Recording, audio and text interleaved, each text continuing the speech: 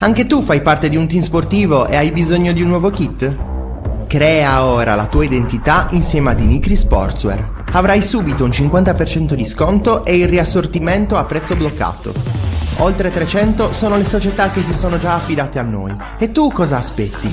Contattaci subito al 379 244 8537 o entra su dinicri.com.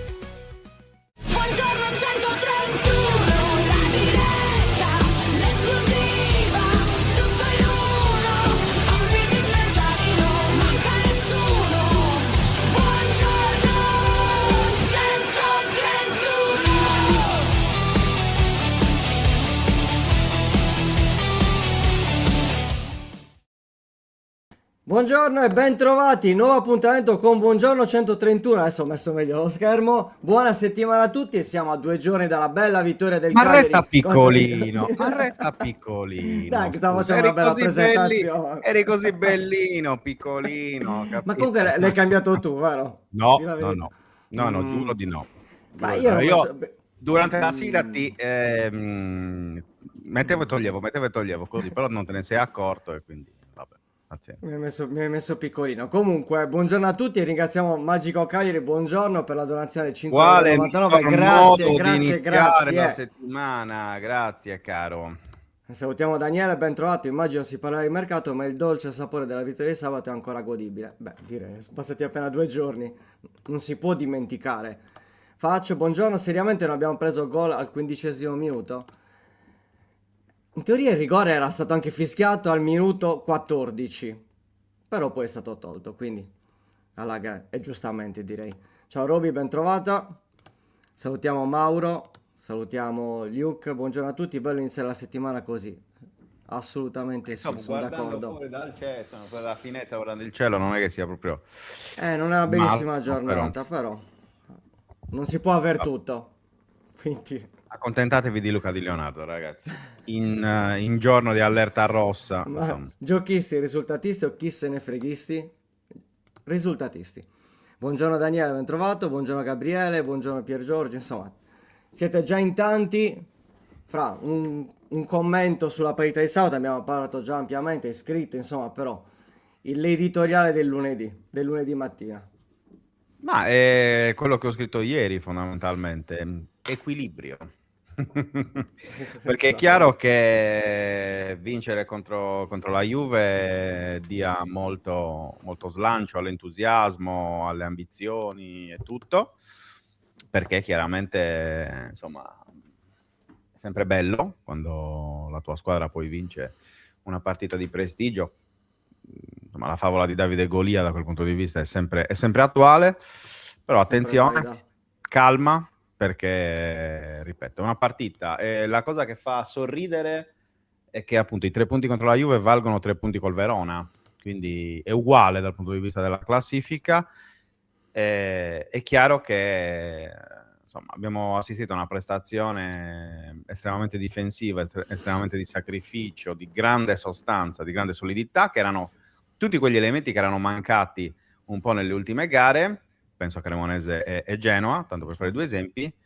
È evidente che, lo scrivevo ieri poi anche nella conclusione della mia analisi, che il Cagliari debba trovare ora la via di mezzo, cioè tra gli estremi del provare a giocare come a Genova nel primo tempo e lasciare però il fiato scoperto alle avanzate dell'avversario, e invece il non giocare e stare tutti dietro contro le big. Ecco, cioè, quindi è chiaro che poi anche quello ti dà maggiore solidità.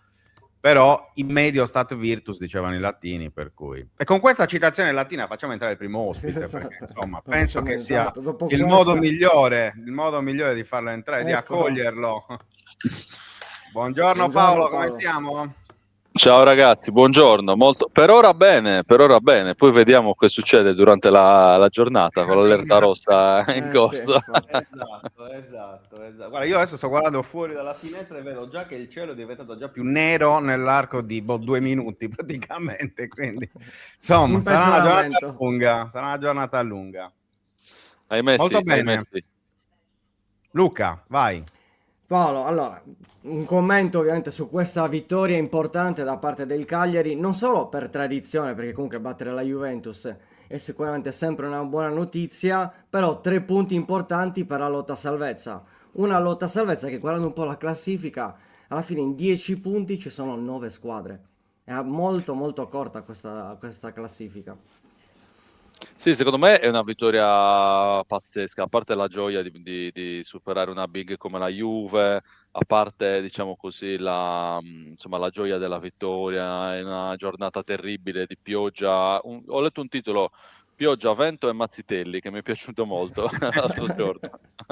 Ci sta. Detto questo, però è vero che non è che sia cambiato il mondo dal punto di vista della classifica, anche perché io speravo, è chiaro che la Fiorentina non ci sta a far nulla lì sotto, però speravo che ancora un po' potesse starci, invece già questa vittoria ha cambiato un po' le cose. Allora è chiaro, adesso da ieri ancora di più, che la Fiorentina lì sotto non ci starà a lungo.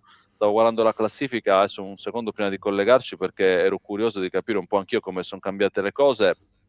E diciamo che effettivamente la classifica è parecchio corta. Adesso però la grande differenza è che adesso arrivano gli scontri diretti. È lì che davvero si può fare la differenza, o in alcuni casi, secondo come finisce la partita, si può cercare di fare meno danni possibile. La prossima, ho visto che la Fiorentina, Sì. ragazzi, con la Fiorentina o si vince o si pareggia, perché ecco, adesso vedo anch'io rivedo la Eccola qui. classifica qua. Puoi anche perdere con la Fiorentina, non cambia nulla dal punto di vista della classifica, però una vittoria in questo momento contro una di queste squadre che stanno o poco sopra o poco sotto sarebbe davvero decisiva, ecco. Ci sta. Tra l'altro, ecco, ne approfitto su questo discorso, ho visto un po' il calendario del Cagliari da qui alla fine, tranne le ultimissime, ha uno scontro con una big e uno scontro diretto. In questo caso è Fiorentina in trasferta e poi ha il Verona in casa. Quindi sono 2 partite importantissime, 22 punti, è vero, comunque hai un bel margine, però in generale c'è questa tendenza, ma Fra, ne abbiamo parlato anche la settimana scorsa, e ne abbiamo parlato anche in conferenza con Pisacane, c'è questa situazione dove la piccola con la big, quindi il Cagliari nello specifico con la big, fa una bella partita. Ricordiamo la vittoria contro la Roma, la vittoria a Torino che non era così scontata e la vittoria contro la Juve. E poi negli scontri diretti c'è quasi un blocco, nel senso che nel momento in cui probabilmente devi fare gioco, lo fai, però effettivamente non sei cinico. Quindi adesso queste 2 partite, questi 2 scontri diretti, al di là della vittoria della Juve, è importantissima, ma deve essere sicuramente un punto di partenza per avere più continuità, più continuità nel lungo periodo, perché altrimenti ogni 2 settimane si rinizia da capo. Ma guarda, la cosa importante, poi chiedo anche a Paolo cosa ne pensa di questo, è che le 2 vittorie contro le big fatte fin qui dal Cagliari di Pisacane, quindi quella contro la Roma e quella contro la Juve di sabato, sono arrivate, diciamo, nel momento giusto, nel senso che ci si aspettava una risposta importante da parte della squadra di Pisacane, perché erano 2 momenti del campionato in cui sotto stavano iniziando, non dico a correre, però insomma a tenere comunque il passo di chi stava fuori dalla zona rossa. E il Cagliari si è trovato a dover affrontare 2 partite sulla carta molto complesse e ha vinto entrambe. E questo secondo me aumenta da una parte anche i rimpianti da parte di quella parte della piazza che dice che questa squadra legittimamente avrebbe dovuto avere qualche punto in più in classifica, perché effettivamente per sprazzi in alcuni spazi di campionato ha mostrato cose molto belle. Però dall'altra è anche vero che comunque si è ritrovato il Cagliari a dover affrontare due partite così difficili in un momento molto scomodo, e quindi da quel punto di vista secondo me è stato anche più facile compattarsi e riuscire ad avere una reazione importante da parte della squadra. Quello in cui è mancato invece il Cagliari, secondo me, a livello di continuità quest'anno, è proprio il discorso degli scontri diretti, perché dopo i primi 2 vinti contro Parma e Lecce, non dico che i rossoblu si siano rilassati in qualche modo, però non sempre l'approccio è stato quello giusto. Per quello che a me Fiorentina e Verona preoccupano più della Juventus di sabato, perché comunque sono due partite che in questo momento storico il Cagliari, non dico che abbia fallito, però non le sta interpretando nel modo migliore. Io spero che la vittoria contro la Juve invece dia nuove consapevolezze e nuove certezze alla squadra di Pisacane. Come la vedi, Paolo? Guarda, la vedo un po' come te, perché è quello che dicevo un po' all'inizio. La vittoria contro la Juve ha dato a tutti una gioia gigantesca. Io l'ho guardata dalla curva nord, perché non dovevo andare in tribuna stampa in questa partita, l'ho vista in curva nord. Il gol di Mazzitelli l'ho visto a casa 2 ore dopo, però, però come si dice, però è stato davvero bellissimo, è stata una gioia, ci si abbracciava anche tra persone che non si conoscevano. Ho abbracciato più gente lì, diciamo, che non so, al mio ultimo compleanno. Ed è stato molto divertente. Però al di là di questo, hai ragione tu, cioè le partite vere sono le prossime 2. Lì si capirà qual è la direzione del Cagliari di Pisacane, cioè è un Cagliari che può stare sereno, diciamo così, in zona salvezza o un po' più su della zona salvezza, poco più su della zona salvezza, o è un Cagliari che dovrà davvero lottare fino all'ultima giornata. Io dico questo, le puoi perdere anche tutte e due, quelle contro la Fiorentina, contro il Verona, però se le perdi tutte e due le cose si mettono onestamente un po' male. Come si dice, bisogna cercare secondo me di fare punti ora. Adesso sono tanto curioso anche per il discorso che si faceva prima, di capire un po' che formazione fa Pisacane perché contro il Verona secondo me farà una di quelle sue formazioni con 6 attaccanti, ma la Fiorentina però mi incuriosisce molto la formazione contro la Fiorentina, perché la Fiorentina non è il Milan, la Juve o l'Inter, ma non è il Verona. Quindi lì sarà costretto, secondo me, a fare una formazione, diciamo così, una via di mezzo, una formazione un po' più equilibrata rispetto a quelle che abbiamo visto finora, cioè tanto per un gioco difensivo, tanto per un gioco offensivo, tanto squilibrate dietro, tanto squilibrate davanti. Ha scritto un collega nei giorni scorsi, ho letto su Facebook, nel primo tempo il Cagliari difendeva da dietro, dice, ma da dietro le tribune della Nord difendeva, tanto stava arretrata la linea difensiva del Cagliari, stavano in curva nord in pratica. Detto questo, però, invece con la Fiorentina sarà sicuramente diverso. C'è da dire che la Fiorentina arriva da un buon momento, ecco, al di là insomma del dolore, del cordoglio per la perdita del presidente commisso, però la squadra sta andando bene in questa fase del campionato, sta cercando di riprendersi e mi sembra che stia andando nella direzione giusta per tirarsi fuori dalla zona della classifica dove si trova. Poi, ragazzi, come si dice, il calcio ci ha insegnato che la Juve arrivava da 6 risultati utili consecutivi ed è caduta a Cagliari con un gol di Mazzitelli. Se me l'avessero chiesto, se me l'avessero raccontato, non ci avrei creduto. Quindi vediamo. Ci sta. Ne approfitto proprio a salutare il nostro collega Paolo Cameda. Buongiorno, un saluto a tutti. Ragazzi, domanda a caldo. Secondo voi si sta alzando di molto la quota salvezza alla luce dei recenti risultati? Quello che abbiamo detto più volte è che quest'anno ad oggi manca una squadra materasso. Perché comunque un tempo era la Fiorentina ultima, mi ricordo, a 6 punti. La Fiorentina comunque ha recuperato, ma anche il Lecce, che arriva comunque Lecce, ricordiamo, 4 sconfitte consecutive, è sicuramente una delle squadre più in difficoltà. Il Verona, il Pisa, sono comunque squadre che non mollano, e quindi secondo me l'asticella quest'anno è più alta come quota salvezza. Non basteranno i 32 punti, poi bisogna vedere, magari qualcuno crollerà, però occhio agli scontri diretti, perché è ovvio che quest'anno, vedendo anche tante partite in generale dove le piccole pareggiano. Il Napoli quanti punti ha perso in casa? Mi ricordo Verona, Parma, col Sassuolo ha vinto di misura. Comunque la differenza la fanno i punti negli scontri diretti. Ricordiamo che il Cagliari lo scorso anno, il Cagliari di Nicola, si salvò esclusivamente grazie ai scontri diretti perché non riuscì a vincere nemmeno contro una big, ricordiamolo. Paolo, su questo? Sì, l'anno scorso la quota salvezza era sicuramente più bassa, infatti il Cagliari si è salvato nonostante onestamente non ci sia stato mai un momento di serenità, mai, quasi mai durante lo scorso campionato, in pratica mai direi.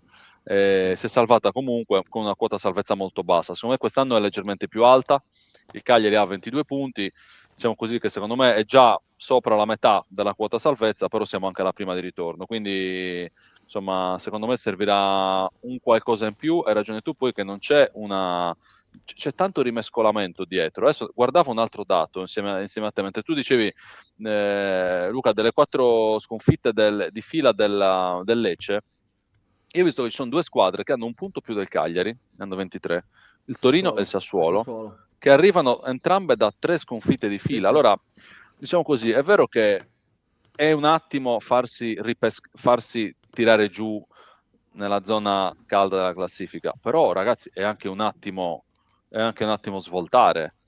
Io non lo so se questa squadra riuscisse sulle ali dell'entusiasmo di una vittoria contro la Juve che era inaspettata, ha regalato davvero un momento di gioia immensa a tutti, io credo anche ai giocatori, a Pisacane, insomma a tutto lo staff, al presidente Giulini.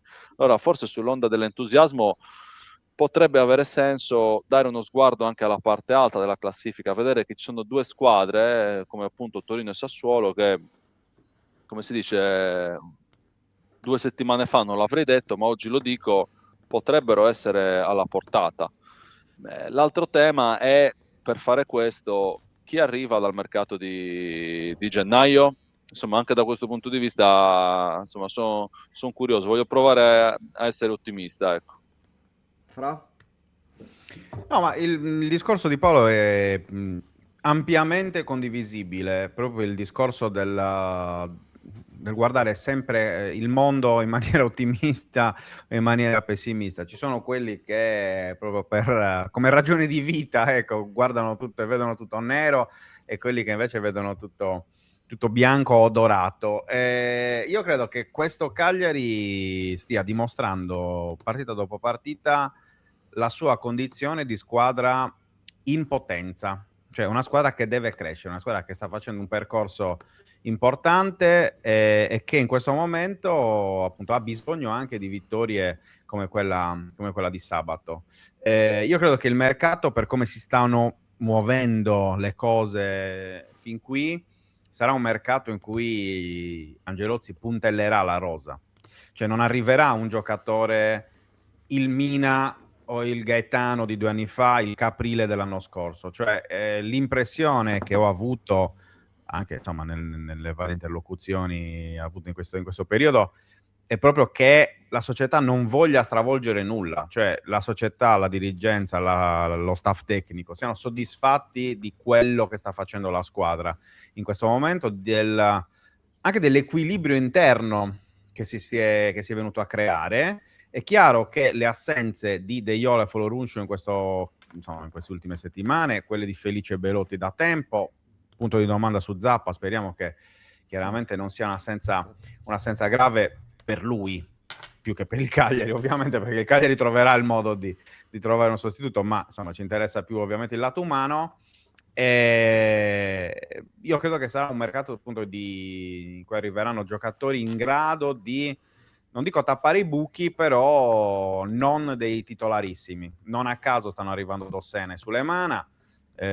Sulemana è un giocatore che in questo momento deve prendere il posto di Deiola, perché di fatto è il giocatore che sta mancando di più al Cagliari in queste settimane, secondo me ancora più di Foloruncio.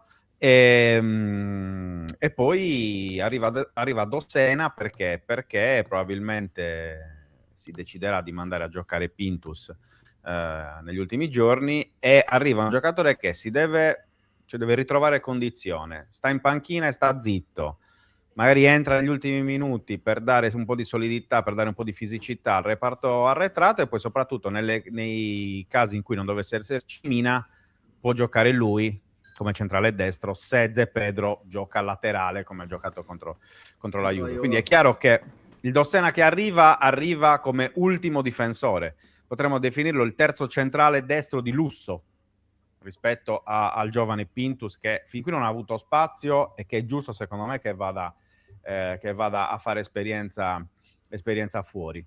E mi sarei preoccupato se Dossena fosse arrivato per fare il titolare al posto di Mina. Ecco, allora lì sì, cioè sarebbe stato un azzardo incredibile, ma siccome quello che sembra saluta Noè fratello, credo che sia con Matteo Tidili, Noè, sono insieme in questo momento, salutiamo anche Matteo.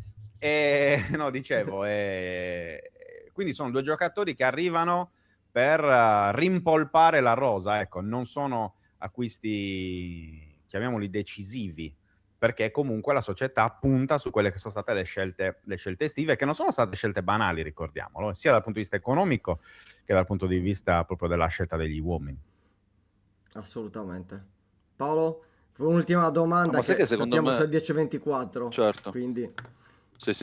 Ti dico una cosa al volo su questo, che secondo me poi, conoscendo i giocatori che io molti dei quali non conoscevo, non so, Zé Pedro, Rodriguez, assolutamente non li conoscevo, lo stesso Esposito lo conoscevo poco, Mazzitelli non l'avevo mai sentito nominare in vita mia e così via, al di là del Frosinone, eccetera. Però devo dire che, conoscendo meglio la rosa, mi accorgo sempre di più, probabilmente anche perché sono cresciuti loro in questi mesi a Cagliari, mi accorgo sempre di più che cioè che è una bella rosa competitiva, sono nomi che sentiremo negli anni, ecco. Questo volevo dire, insomma, secondo me hanno fatto, diciamo così, un buon lavoro. Poi mi frulla sempre una domanda, vorrei sapere, questo lo chiedo io a voi: ma secondo voi, nella testa di un Foloruncio che è fuori, è un giocatore, è un professionista, non sta giocando, vede che la squadra, anche senza di lui, vince 1-0 contro la Juve l'altro giorno, c'è un 90% di gioia, ma c'è un 10% di stizza pesante? Per non esserci stato? Sì. Sì, assolutamente. Cioè sicuramente, ma l'importante è che poi sia una stizza tra virgolette positiva, cioè nel senso che una volta che torna dice beh, insomma, voglio far parte anch'io di questo, voglio riprendere il mio posto, quindi anche perché ricordiamoci, Foloruncio poverino si è fatto male nel giorno in cui ha segnato il primo gol con la maglia del Cagliari, quindi cioè potevano aprirsi per lui porte nuove pagine davvero della sua esperienza rossoblu, invece si è dovuto fermare per forza perché veramente quell'infortunio, con una dinamica allucinante, che lo ha tenuto fuori così. Va bene, Paolo, a Firenze secondo te ti salutiamo così? Io gioco 50 euro sull'1-1, ecco. Io ho già perso una cena che mi è costata abbastanza caro, causa Pisacane, diciamo, nel senso che mi mandarono visto quando loro mandano la formazione prima della partita, io ho visto la formazione, l'ho girato a un mio amico, insomma, che è un tifoso sfegatato della curva, e gli ho detto 3-1 per il Torino e tutti a casa. invece 1-2 invece quel Chilixoi avevo aggiunto anche se vince il Cagliari ti offro una cena.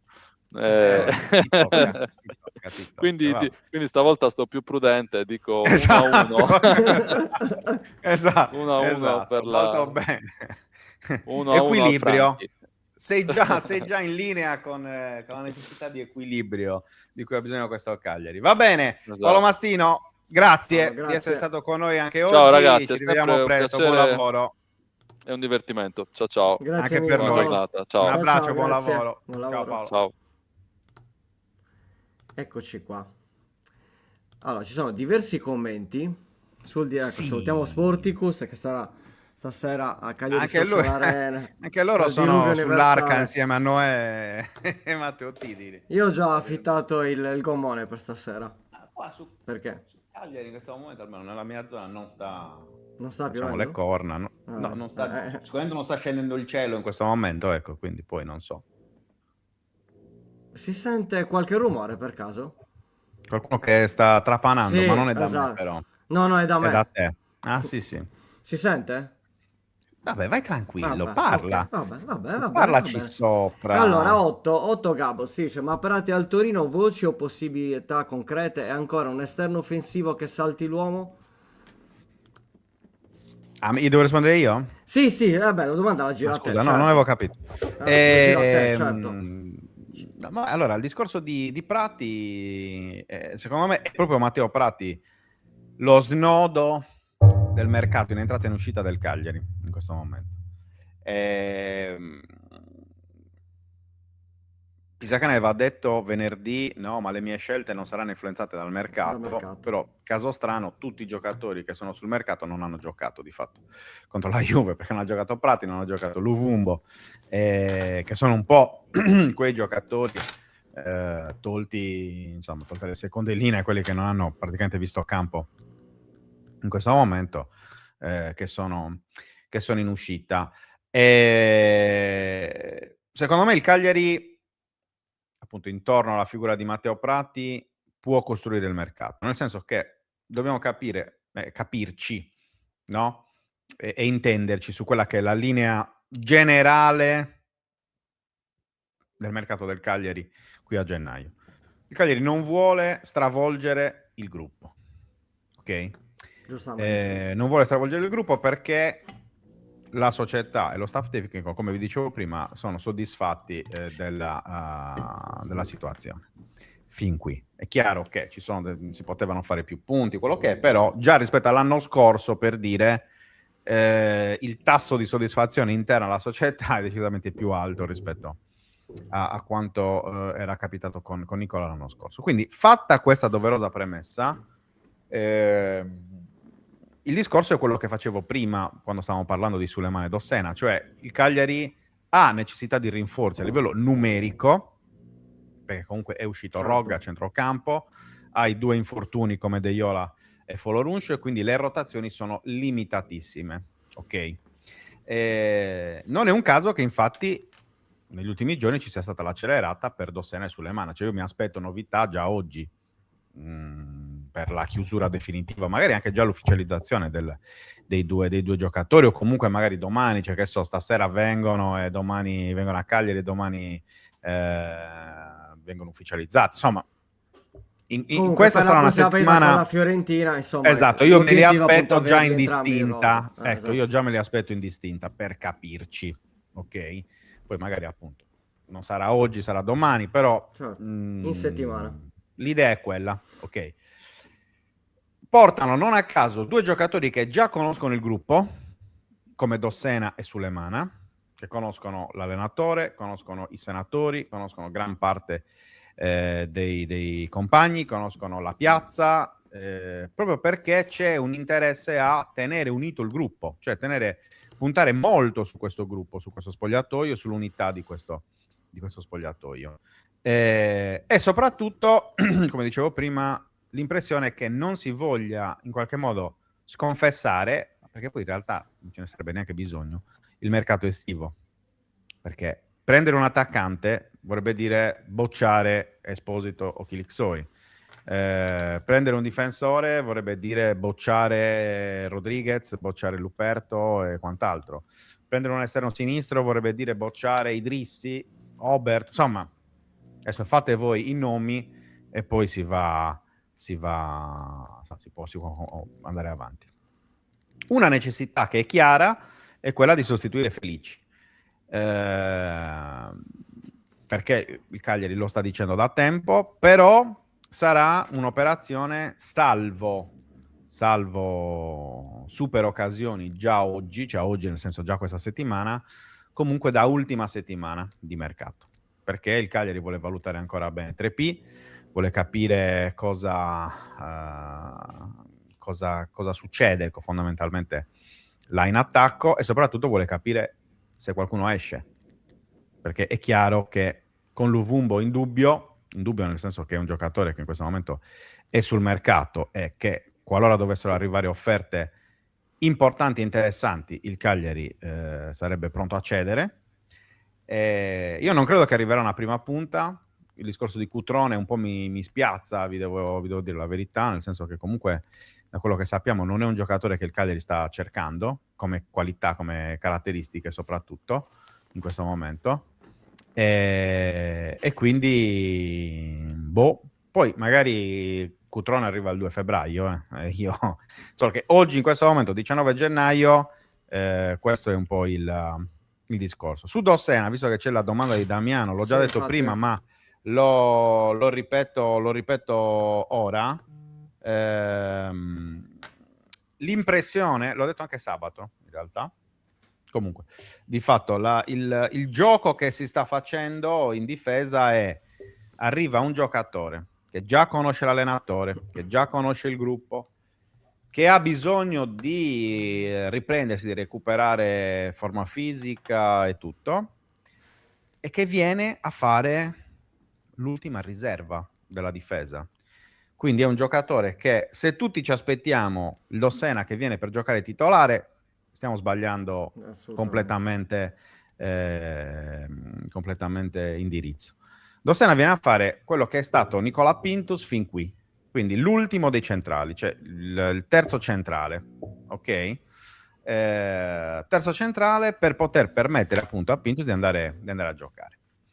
È un giocatore che verrebbe molto volentieri, che a Como comunque dopo l'infortunio soprattutto si è trovato in difficoltà, perché poi anche questo, cioè lui è arrivato, vi ricordate, il primo anno di Serie A di Fabregas, in cui il progetto Como ancora stava prendendo piede, sì, ecco, assolutamente. no? Non era ancora, non si era catalanizzato come ora, diciamo così, per utilizzare un eufemismo.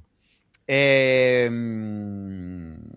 quindi viene perché è contento di tornare a Cagliari, perché appunto tanto per fare panchina al Como preferisce farla al Cagliari, ok? Quindi questo è un po' il discorso. Questo permetterebbe poi anche di dirottare Zepedro a destra, come si è visto con la Juventus, senza dover prendere un altro giocatore a destra in attesa di capire appunto le condizioni di Zappa. Mentre Sulemana viene con lo stesso principio, identico, ma già pronto a giocare, a differenza di Dossena. Gioca al posto di De Iola, tappa il buco di De Iola fino a quando De Iola non rientra o comunque non torna nelle migliori condizioni, e poi si gioca un posto da titolare oppure sta in panchina senza nessun problema. Credo che il Cagliari sia stato molto chiaro anche con i giocatori, nel senso, mettendo subito sul tavolo quelle che erano le condizioni un po' anche dell'ingaggio, le regole di ingaggio, chiamiamole così, no? Per cui, insomma, è chiaro che se qualcuno si aspettava in questo mercato di gennaio acquisti top, ha sbagliato, ma lo ha detto dall'inizio, l'ha fatto capire dall'inizio anche Angelozzi, e lo ha detto anche Giulini. Ecco, l'unico che il Cagliari stava provando ad acquistare,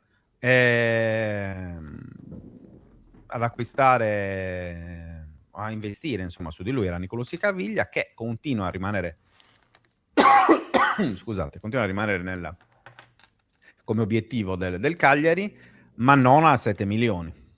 Certo, questo è evidente. certo. Metà di quello che è la richiesta del Venezia è la cifra che invece il Cagliari sarebbe disposto a pagare, a investire, e quindi questo è.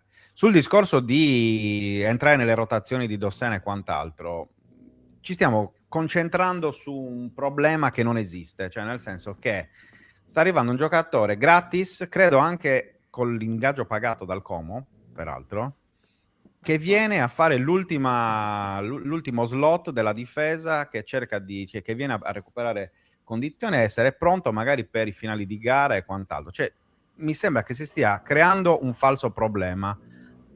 Sai che è arrivato quello che era da te, è venuto qua. Si è spostato con l'allerta meteo. Guarda che c'è un gommone fuori, magari. Sei arrivato in gomma. Quindi questo è fondamentalmente. Vabbè. Ma vedo che ci ha raggiunto, non so se è già pronto però. Il Vediamo se nostro ci dà secondo l'ok. ospite, vai. Oh, sì, ci dà l'ok, lo facciamo Vai, entrare. vai. Eccolo qua. Ciao Mauro, ben trovato. Buongiorno Luca, buongiorno a tutti. Eccoci qua. Ciao. Come stai Mauro? Tutto bene? Dai, tutto bene, tutto bene. Bene, bene, Voi? bene. Voi tutto a Posto? posto? Noi siamo in allerta meteo, però... Allerta rossa qua. Cioè, incredibile, in Sardegna che piove. Sì. Com'è Ma meno possibile? male, meno male. C'è tanto bisogno Finché non d'acqua, fa attenzione. danni, finché non fa danni, Ho letto, ho lasciamo visto, piovere, ho che c'è visto, ho bisogno. visto. Dai, speriamo bene. Eh sì, in effetti, tutto chiuso, ovviamente, scuole chiuse, allerta rossa, insomma, vediamo un po' lunedì e martedì, però finché Ah, rimane così va benissimo, almeno qui a vabbè. Cagliari, poi non so in generale com'è la situazione. Andiamo un po', Mauro, sul discorso, sulla vittoria, sulla bella vittoria da parte del Cagliari contro la Juventus, direi anche inaspettata, però è stata una piacevole sorpresa e questo al di là dei 3 punti, quindi della vittoria contro la Juve, sono anche 3 punti importanti in ottica salvezza, Mauro.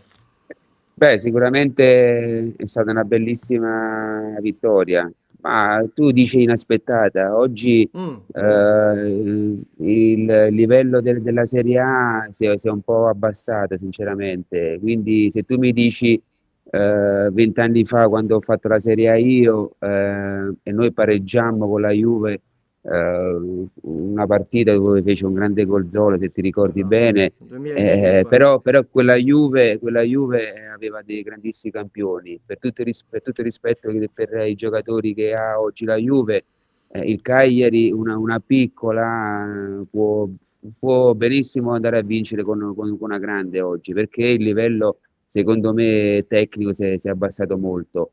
Detto questo, i meriti del Cagliari sono stati tantissimi, perché non ho visto tutta la partita, ma ho visto il secondo tempo e penso che abbia meritato anche di vincere, perché è stata una partita equilibrata. Il Cagliari è stato bravo a non concedere tantissimo alla Juve. A livello tecnico non è stata una bella partita, però ho visto una squadra compatta, unita, che voleva, soprattutto dopo aver trovato il vantaggio, voleva assolutamente portare a casa i 3 punti, e a parte il palo di Ildiz non ha concesso tante occasioni alla Juve. Ci Quindi sta. quindi una vittoria, secondo me, meritatissima. Chiaramente ci sono tanti tifosi che ti salutano, Mauro, ringraziamo anche Sporticus per la donazione, grazie mille. Ti chiedo a questo punto, è vero, qualcuno dice, però una partita contro la Juve è sempre importante andarla a vincere in un campionato dove c'è differenza a livello di punteggio, ma evidentemente a livello di gioco tante volte è successo che chi si deve salvare è riuscito a prendere punti alle cosiddette big.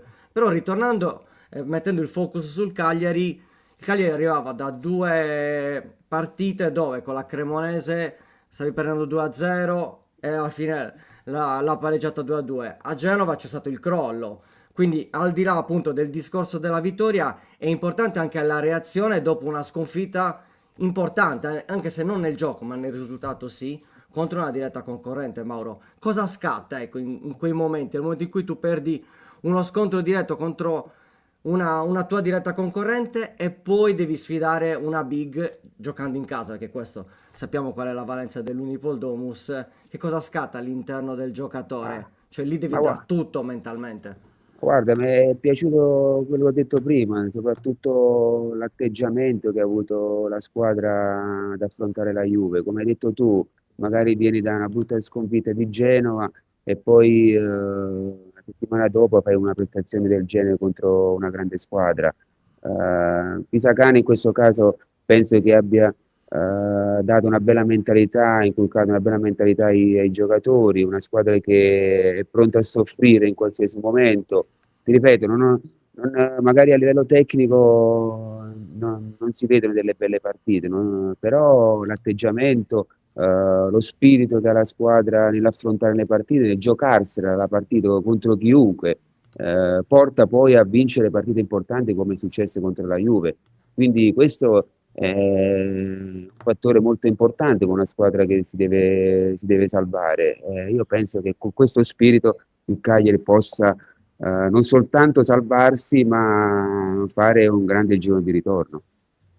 Fra?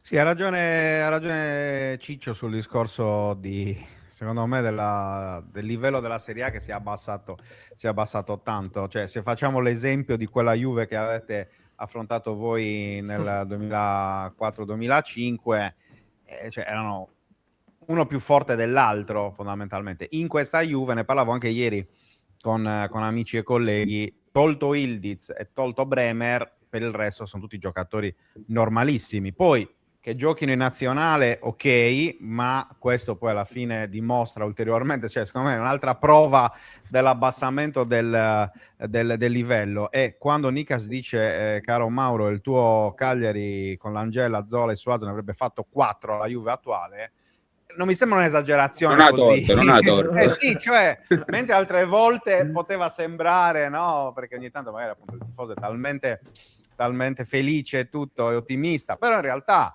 cioè, se ripensiamo un po' a quello che era quel reparto offensivo di quel Cagliari, insomma, effettivamente non c'è paragone. No, invece ti volevo chiedere un po' su quello che, oltre alla Juve, perché chiaramente poi per quanto mi riguarda la Juve ovviamente è una di quelle cose, è una di quelle vittorie che restano, di quelle vittorie che danno anche morale e fiducia per il campionato, però ti chiedo invece più sul discorso scontri diretti, perché abbiamo visto un Cagliari che contro Cremonese e Genoa ha faticato, ha trovato solamente un punto di fatto con il 2-2 di Cremona, adesso è atteso da 2 scontri diretti come Fiorentina e Verona. Come lo vedi?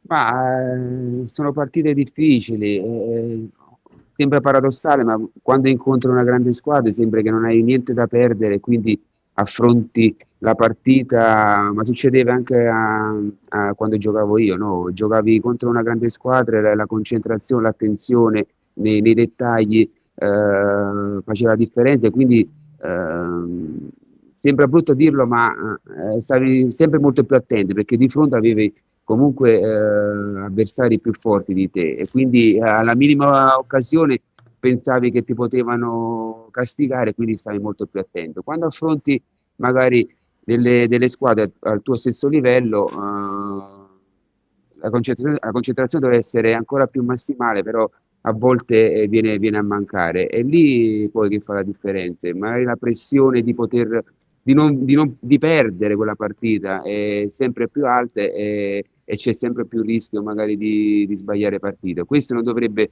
succedere a una squadra che, come dicevo prima, lotta per salvarsi, e quando va a fare uno scontro diretto deve stare al massimo.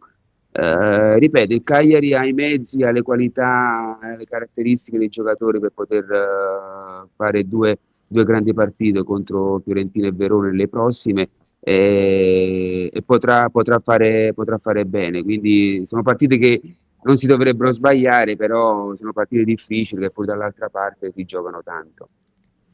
Io ne approfitto, Mauro, sul discorso, perché anche in chat ci stanno chiedendo sul discorso attacco, nel senso che Traccada, per dire, dice Luvumbo è fermo nella sua crescita da anni, ci sono sempre meno probabilità che possa migliorare. Ti chiedono, puoi provare a spiegare le difficoltà di Luvumbo, solo tecniche o limiti di concentrazione? E poi chiaramente anche sul discorso di Kilixoy, come ti è sembrato, visto anche rispetto all'ultima volta che sei venuto al nostro ospite, insomma, si è visto un po' più Kilixoy, ha trovato anche la via della rete, gol non banali come quello ad esempio contro il Torino, e chiaramente anche su Sebastiano Esposito. Quindi parliamo di un attacco, e Borrelli a questo punto, che non è continuo, però in determinate situazioni da qualcuno ci si può aspettare di più, da altri probabilmente sta andando sempre meglio. Mi viene anche da pensare Gaetano nell'ultima partita, è vero, ha giocato da play, però parliamo, insomma, in generale è fondamentale che il Cagliari su certi giocatori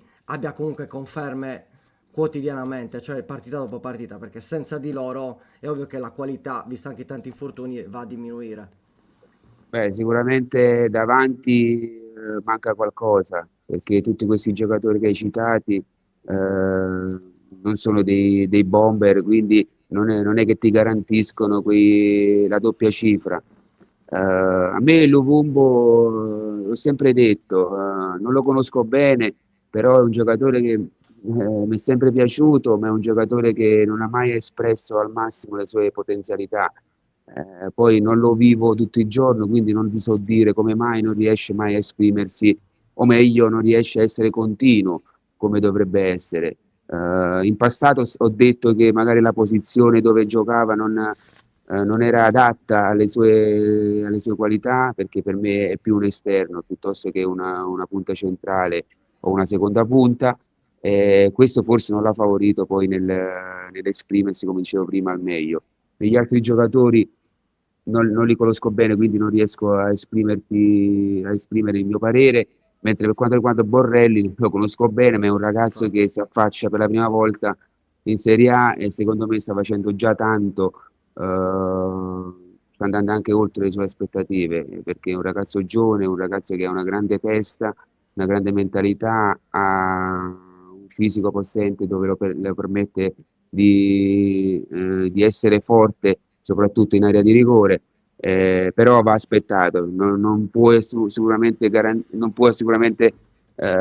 garantire quei gol che magari una società, una squadra si aspetta da lui, va aspettato perché sicuramente può fare grandi cose. Assolutamente. Parlando prima anche con Paolo Mastino, che era il nostro ospite, prima di te, abbiamo fatto un po' un discorso sulla lotta a salvezza, nel senso che guardando un po' la classifica ci sono ben 9 squadre nel giro di 10 punti, di 10 punti. Detto che la Fiorentina, ma questo si sapeva, insomma, Mauro, vedendo un po' anche la qualità della rosa, detto che la Fiorentina sta un po' togliendo da queste sabbie mobili, è anche vero che nel momento in cui sbagli una partita, anzi ne sbagli addirittura due, sei catapultato nelle ultime posizioni. Nel momento in cui trovi continuità, riesci un po' ad avere ossigeno. Questa vittoria del Cagliari, ricordiamo che comunque il Cagliari nelle ultime 8 partite ha fatto 11 punti, quindi non pochi, 3 vittorie contro Roma, Juventus e in casa del Torino, e negli scontri diretti invece hai fatto fatica. Come la vedi questa lotta a salvezza? Perché comunque ci sono anche squadre che magari non l'avresti detto a inizio campionato che avrebbero lottato per la salvezza. Io, è vero, il Sassuolo Torino magari le vedi un po' più in alto a livello di rosa, però i punti sono quelli. Alla fine niente bisogna dare per scontato. Beh, la classifica, come hai detto tu, è corta, quindi c'è ancora tutto un giro di ritorno da giocare, il campionato è ancora lungo, può succedere di tutto, anche la stessa Fiorentina che ha una rosa più forte rispetto alle altre, però quando poi stai lì sotto e non riesci a vincere, anche una squadra attrezzata come la Fiorentina può avere difficoltà a risalire. È una classifica corta, tutte possono rischiare. È normale che meglio iniziare a fare punti da subito che piuttosto più avanti, perché poi dopo, quando ti ritrovi là sotto, sale la tensione, salgono i problemi ed è dura risalire. Però, ripeto, il fatto che la classifica sia corta non permette a nessuno di stare tranquilli, perché il campionato ci sono ancora tante partite da affrontare. Ci sono ancora attestati di stima, Mauro, come il nostro Massimo. Grande Mauro, quanti bei ricordi ci fossero ancora giocatori così. Tra l'altro, ecco, ne approfitto perché c'era anche un altro commento sul fatto che comunque il Cagliari sta cercando un giocatore che vada a sostituire Felici, quindi caratteristiche esterno, salta all'uomo, e qualcuno chiede, ma Mauro riesce Non ancora si un po' a trovano fare più, qualche partita? non esistono più. Dovrei E ritornare io a giocare. esatto, infatti Nicas ci dice, Mauro, come mai nel calcio di oggi non si vede mai l'attaccante giocare sul filo del fuorigioco come facevi tu, ma si cerca di arrivare in porta con la palla? Ma perché si lascia molto di meno la libertà di inventare un giocatore oggi. Io faccio fatica oggi ad andare a vedere qualche partita, ma perché magari avendo giocato a calcio, quando vedi una partita, eh, vedi già quello che succede in campo, quindi perché oggi è molto più meccanizzato il gioco, gli allenatori magari ingabbiano parecchio i propri giocatori, non c'è più libertà di inventare. Io vedo che parecchie magari squadre arrivano lì negli ultimi 16-20 metri e poi ritornano indietro, non c'è più quell'uno contro uno che magari ti può fare la differenza, non c'è più, cioè, o meglio, si vedono molto di meno giocate individuali che ti possono fare la differenza, e queste ti portano, come dicevo prima, a un calcio, a una Serie A più scadente. Dispiace perché comunque giocatori bravi in Serie A ce ne sono pure tanti, però si è perso un po' quello spirito, quella voglia nei giocatori di inventare, di provare una giocata un po' più difficile per fare la differenza. Ok, ci sono due domande degli utenti. Uno su un giocatore del Cagliari che appunto sarebbe Esposito e l'altra su un giocatore che poteva finire al Cagliari, però pare che sia quasi fatta al Genoa, che è appunto Matteo D'Agasso, che comunque tu hai sicuramente avuto modo di conoscere. Ti chiedo prima di D'Agasso, che sicuramente conosci meglio, potenzialità infinite per questo giocatore. Sì, è Io lo vedo anche uno con i piedi per terra, no, umile, no, non è il classico, un ragazzo vero? umilissimo, un ragazzo che è partito dal settore giovanile del Pescara, è un ottimo profilo, è normale che anche lui, è il primo anno che si affaccia in Serie B, è un ragazzo molto giovane, quindi ha grandi margini di miglioramento, però è uno tecnico che ha grande personalità in mezzo al campo, anche una discreta gamba che all'inizio aveva questo passo un po' monopasso, no? Che andava un po' più lento rispetto agli altri. Invece negli ultimi, soprattutto di quest'anno in Serie B, che si è alzato un po' il livello rispetto alla Serie C, ha aumentato anche il passo e anche negli inserimenti, e che sta avendo una buona gamba negli ultimi mesi. Quindi è un profilo dove può far bene anche in Serie A. Mentre Chiaramente, l'altro mi basta, dicevi aspettate, no, Sebastiano Mauro Esposito Esposito. o Sebe Esposito? No, guarda, Su Mauro eh, Esposito non ci eh, sono dubbi, cioè su eh, quello non c'erano dubbi, eh. non mi esprimo, non mi esprimo, Dubbi non no. ce ne sono. Ma su Sebe Esposito io mi avete fatto la stessa domanda quando l'ha preso il Cagliari. A me piace tanto perché è un ragazzo che con la palla al piede ha una ottima personalità. E certo, dovrebbe essere magari un po' più incisivo negli ultimi metri, magari a volte si specchia molto nella giocata e non riesce a determinare come dovrebbe. Però quando ha la palla tecnicamente è molto valido, spesso ti mette la palla a gol. Mi piace, può sicuramente fare di più, perché da lui con le qualità che ho appena detto che ha, dovrebbe determinare di più, soprattutto quando si avvicina alla porta. Fra? No, su questo, perché poi anche Tracada scrive e non deve fare il terzino però Esposito, perché uno delle Beh, recriminazioni fatte nei confronti delle scelte di Pisacane è anche spesso quella di chiedere agli esterni o ai trequartisti di fare un lavoro molto molto importante in fase di non possesso, ed effettivamente poi Esposito molto fin qui ha fatto in lavoro sporco. Credo che sia uno dei 3 giocatori del Cagliari che abbia corso di più in assoluto in queste prime 20 giornate, e già questo insomma è un segnale, no? Anche del tipo ma di vedi, calcio che fa Pisacane. Chiedo a te, quindi da attaccante, e anche a te qualche allenatore a Cagliari aveva provato a a chiederti me, più a un me tutti lavoro mi dicono. difensivo. A me tutti mi dicevano che non dovevo rientrare nella mia metà campo, quindi vedi come sono come sono cambiati i Appunto. tempi. Oggi è vero che le partite sono molto più intense, le partite hanno più il contatto fisico, ecco perché magari tecnicamente si vedono sempre partite meno belle, perché comunque anche agli attaccanti oggi si richiede un lavoro un po' più difensivo. Il Cagliari ha vinto la partita contro la Juve perché comunque, l'ho detto all'inizio, si sono sacrificati tutti, erano tutti compatti, una squadra unita, e poi quando c'era l'opportunità di ripartire cercavano di ripartire, però difficilmente poi arrivavano a concludere in porte. Però tu hai vinto la partita con quel modo lì. Oggi il fatto che le partite, come dicevo prima, c'è molto più corsa, c'è molto più intensità, è normale che gli attaccanti, soprattutto se giochi con 3 attaccanti davanti, devi ci si richiede dagli attaccanti un lavoro anche un po' più difensivo, però dall'altra parte poi a un Sebastiano Esposito lo vai a perdere in fase offensiva, con le qualità che ha, poi dopo non riesce a incidere, non riesce a essere determinante, come dicevo prima, negli ultimi 20 metri. È cambiato un po' il calcio, quindi è anche normale, poi trovi allenatori dove, e io dico sempre che i giocatori fanno gli allenatori, quindi deve essere bravo anche l'allenatore a mettere in condizione il proprio giocatore a esprimersi al meglio. Quindi Pisacane penso che sta facendo un ottimo lavoro e potrà farlo benissimo con i propri giocatori.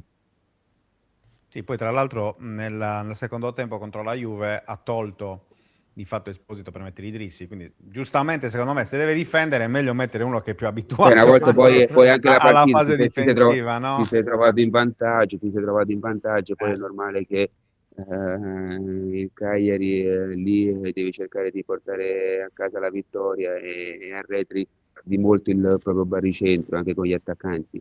Penso poi quella sia stata una scelta proprio perché ti sei ritrovato in vantaggio ed è stato giusto fare così. Diverso se lo fai dall'inizio della partita. Ah, Però. beh, certo. certo, Assolutamente. Perché poi dopo 9 volte su 10 la partita la perdi, perché quando giochi con le grandi squadre l'episodio di un campione, di un giocatore di un altro livello ti può risolvere la partita. Se tu Beh, ti difendi da subito, spesso poi le partite le perdi. detto che vi posso dire tranquillamente che sabato, secondo me, ho visto il miglior giocatore che ha giocato quest'anno alla Unipol Domus, che è Ildiz. Io non avevo ancora Sì. avuto la possibilità di vederlo per bene. È un Sì, infatti giocatore le che... uniche occasioni che ha creato le ha create lui, nell'uno contro uno, nella progressione che ha con la palla al piede, quindi, ma sono quei giocatori che, vedi, sono quelle giocate che si vedono sempre di meno, però tu Esatto, probabilmente è questa, sì. l'hai vista fare da un giocatore da Ildiz, quindi, Certo. ma la Juve non può permettersi soltanto Ildiz di fare quel tipo di giocate lì. Poi un giocatore solo non ti fa vincere la partita. Ci sta che una squadra piccola come il Cagliari poi possa vincere contro la Juve. Ci sta assolutamente. E su questo c'era anche una domanda di Nikas. Mauro, si parla tanto degli atteggiamenti di Mina, ma quanto servono in una squadra giocatori come lui? Tu hai avuto al tempo a Begiona, l'Angel, insomma, l'importanza di Servono. avere diciamo Servono. un riferimento, perché comunque è vero che lui ha la capacità anche di innervosire gli avversari, però ecco, Io in c'ho- partite come contro la Juve lui ha dimostrato il suo valore. Dicevi, Mauro, No, scusa. no, ma se servono perché soprattutto in una squadra che lotta per non retrocedere, giocatori con certo carisma, una certa professionalità servono tantissimo. Io c'avevo a Becion che da quando iniziavamo a partire dal pullman per arrivare allo stadio che mi rompeva le scatole, ma no, rompevo le scatole a tutti perché era un capitano vero, un capitano che nello spogliatoio si faceva sentire e quello sembra poco, ma è tantissimo perché ti carica, ti fa stare sempre concentrato. Quindi un giocatore come Mina, penso, non lo conoscono, penso che abbia la stessa personalità in uno spogliatoio, soprattutto a quelli più giovani, gli può dare tanto. Fra, in chiusura... Poi a volte non vai. mi piacciono determinati atteggiamenti che ha in campo, quello magari potrebbe evitare, perché noi dobbiamo dare sempre poi l'esempio, i primi a dare l'esempio dobbiamo essere noi giocatori in campo, no? Per portare poi la partita sempre in un certo modo e a volte magari con quel fisico che ha esagera un po' tanto, però è un giocatore determinante per il Cagliari, sia in campo che fuori. Assolutamente. Fra? No, c'è una domanda di Luca Sulis, che di fatto è un po' quello che dicevamo prima, Infatti. però chiede come è cambiato il ruolo offensivo, cioè da Vasari a te, poi siamo arrivati a Palestra, che è considerato un crack, però spesso è incapace di crossare nella maniera più incisiva e pericolosa, dice Luca, per quanto poi in realtà la capacità di Palestra è quella di essere ambidestro e di riuscire a creare poi problemi anche al difensore, al marcatore, perché lo dicevano io sabato sera in telecronaca da Zone, spesso non sai da che parte ti punta, perché ti può puntare da entrambe le parti, essendo ambidestro, però effettivamente Palestra nasce come un quinto di centrocampo, è vero che ha spiccate doti offensive, ma nasce più che altro come difensore o comunque come giocatore difensivo. Oramai tutti stanno usando il quinto di difesa in qualche modo, perché se guardiamo l'Inter, no? Anche Dumfries e Di Marco, per quanto siano offensivi, per quanto segnino e via dicendo, però nascono terzini, per utilizzare un termine che poi è abbastanza chiaro a tutti, e effettivamente è l'evoluzione, però secondo me anche quella del calcio, perché effettivamente forse in questo momento un esterno offensivo puro come Mauro Esposito, come lo stesso Tanino Vasari di cui si parlava prima, forse non tutti se lo possono permettere, no? Perché questa è la verità. Ma perché è tutto, cioè, abbiamo detto prima, è un calcio basato molto sulla corsa, sull'intensità oggi. Io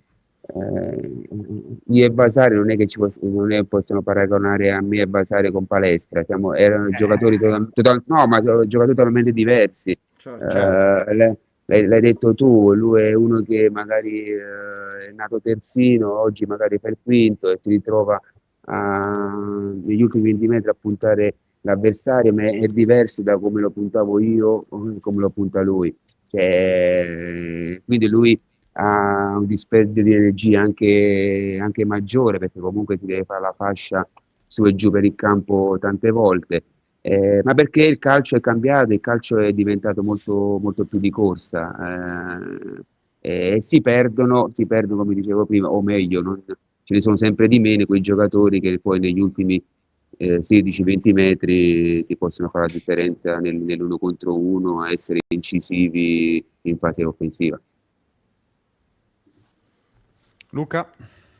Allora, infatti, vedi, ricordavamo anche Moriero, ma se andiamo ancora più avanti, visto, vabbè, l'età, però Più il indietro. famoso Bruno Conti, no, indietro, scusa, il famoso Bruno Conti, insomma, che il Donadoni, insomma, ce n'erano esterni interessanti che comunque era un altro calcio, era completamente diverso. Su E che a questo ti chiedo. Cagliari eravate abituati anche bene, dai, Sì. bisogna dirlo.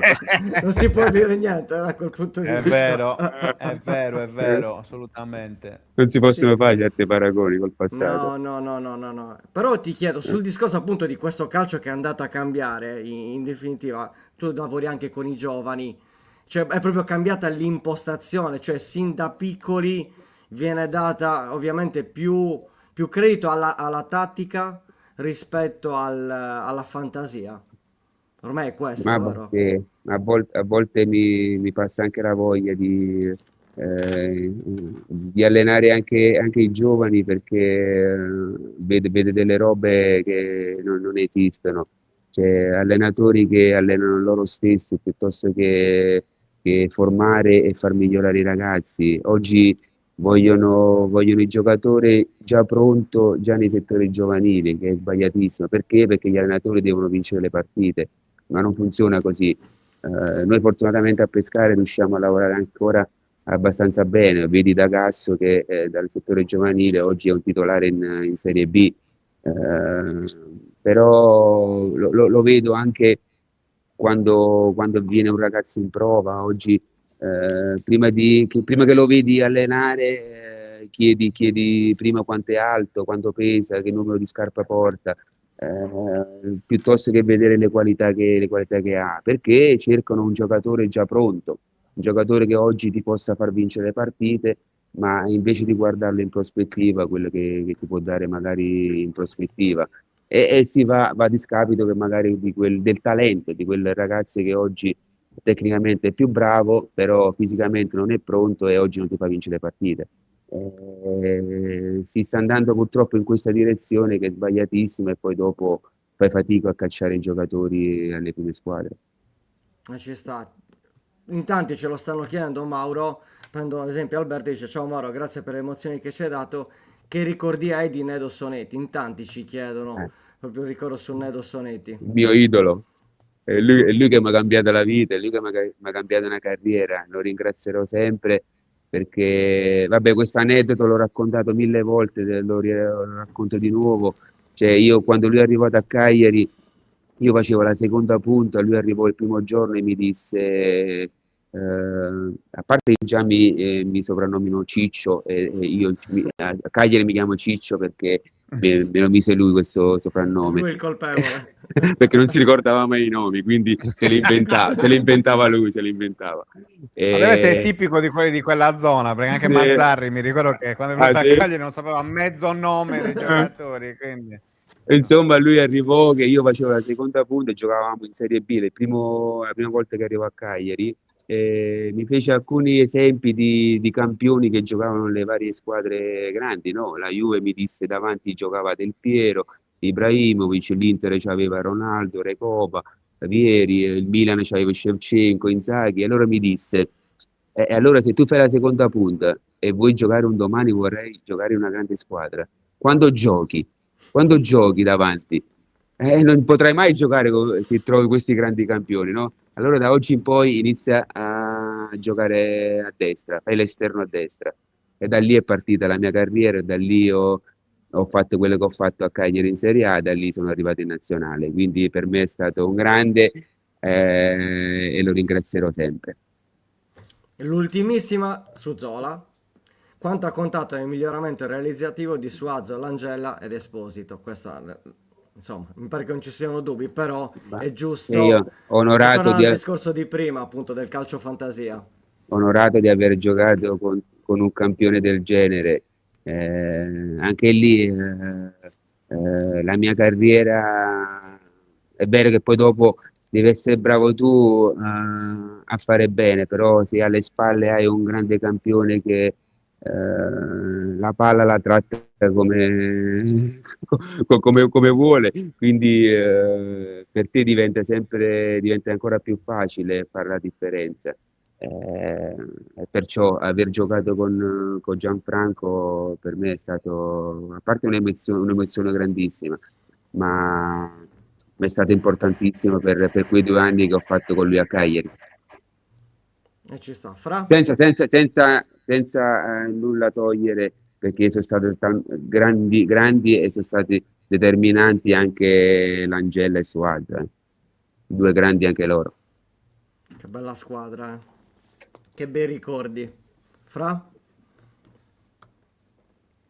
Siccome qua sopra non so se si sente anche a sì, livello di rumore, hanno ripreso non è che sta diluvando, no? No, per fortuna no, non so se stanno provando a fare qualche via di fuga, non lo so in questo momento. Va bene, Mauro, grazie davvero per essere stato con noi, anche oggi è sempre un piacere, e come vedi, no, insomma, anche da chi commenta, il ricordo è sempre vivo, è sempre bello, per cui insomma è sempre un piacere averti con noi. Un abbraccio. Grazie a voi, e forza Cagliari sempre. Grazie. Un abbraccio. Ciao. Buona giornata. Ciao. Eccoci voilà. qua. Ci siamo. Va bene. Chiudiamo. Non peraltro perché sopra, ti ripeto, secondo me ancora un po' stanno cercando forse l'acqua. Non so se... insomma. E poi una visita adesso, quindi bisogna che acceleriamo. No, poi siamo 11:11, ci siamo, dai, siamo assolutamente. 11:11 è l'orario giusto, l'orario più bello, quindi. Va bene.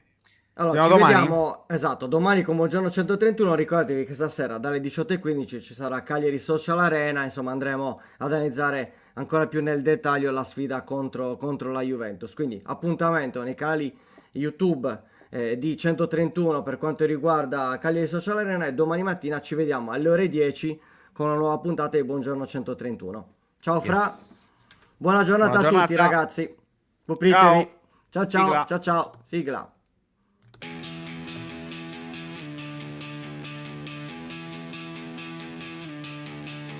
La sveglia suona, la redazione in pista, Sardegna in diretta, c'è voglia di notizia, storie di sport, un'isola in piena, storie di vita, a voce alta, alza il volume, fatti sentire. Buongiorno 131, la diretta, l'esclusiva, tutto in uno, ospiti speciali.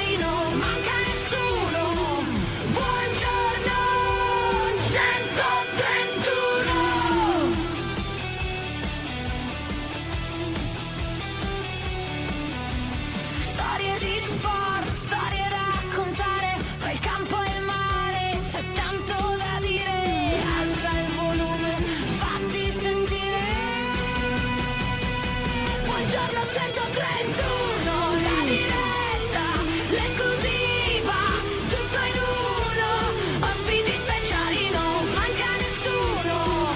Buongiorno 131.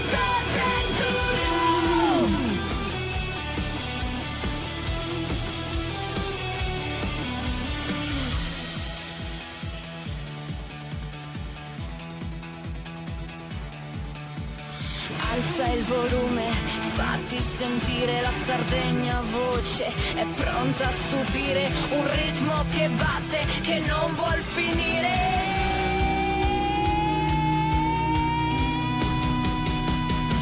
Buongiorno 131, la diretta, l'esclusiva, tutto in uno, ospiti speciali, non manca nessuno. Buongiorno 131.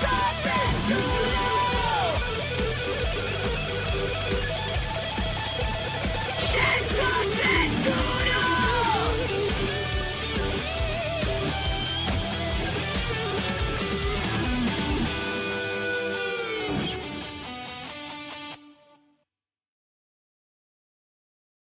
Anche tu fai parte di un team sportivo e hai bisogno di un nuovo kit?